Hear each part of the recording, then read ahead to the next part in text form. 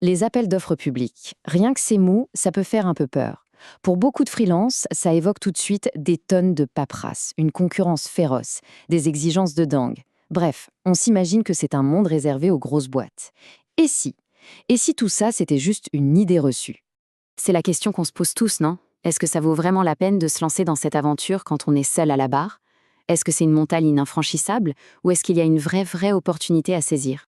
Eh bien, la réponse est claire. Non seulement c'est possible, mais ça peut être une stratégie incroyable.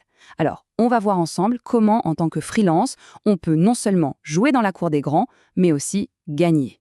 Ok, avant de plonger tête la première dans la technique, la paperasse et tout le reste, posons-nous juste une seconde. Pourquoi? Pourquoi est-ce qu'on devrait s'intéresser à ça? Quels sont les vrais avantages qui se cachent derrière?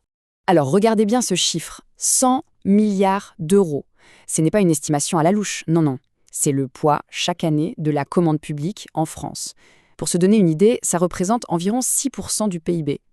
C'est une véritable mine d'or de projets qui ne demandent qu'à être explorés. Et ce marché gigantesque, il est encadré par trois grands principes: l'égalité de traitement, la transparence et la liberté d'accès. En clair, qu'est-ce que ça veut dire? Ça veut dire que la loi est de notre côté. Elle garantit que n'importe quelle entreprise, peu importe sa taille, a sa chance. Et ça, pour un indépendant, c'est une excellente nouvelle.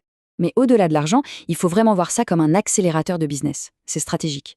Primo, on peut accéder à des clients prestigieux, des mairies, des ministères. De yeux, on gagne une visibilité qu'aucune pub ne pourra jamais acheter. Et tertio, c'est le test ultime pour valider la solidité de son offre, pour voir si elle tient la route face à la concurrence. Et ça, c'est peut-être l'idée la plus importante à retenir. Même un échec peut être une victoire. Bizarre, non? Pourtant, chaque candidature, même si elle n'est pas retenue, fait connaître.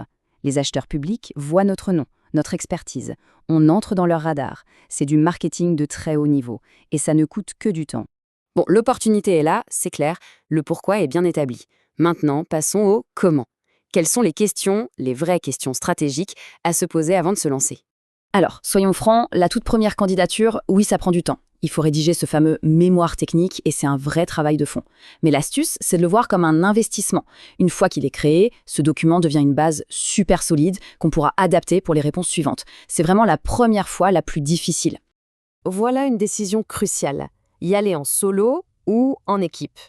Quand on est face à des entreprises bien plus grosses, bien plus structurées, la question se pose vraiment. Heureusement, il existe une stratégie très efficace pour rééquilibrer les choses. Alors, seul ou à plusieurs? En solo, c'est sûr, on garde le contrôle total et tout le bénéfice. Mais on est aussi seul face aux gros poissons. La solution, c'est le GME, le groupement momentané d'entreprises. En gros, c'est une alliance temporaire avec d'autres freelances ou même une PME. On met en commun les compétences, les forces et surtout les chiffres d'affaires pour présenter un dossier bien plus costaud. Clairement, l'union fait la force. Bon, qu'on décide d'y aller seul ou en groupe, l'étape suivante, c'est la même pour tout le monde. La chasse au trésor. Il s'agit maintenant de trouver le bon appel d'offres et de le décortiquer dans les moindres détails. Il y a un acronyme à retenir absolument. DCE, Dossier de consultation des entreprises, c'est la Bible, la feuille de route. Ce dossier contient tout.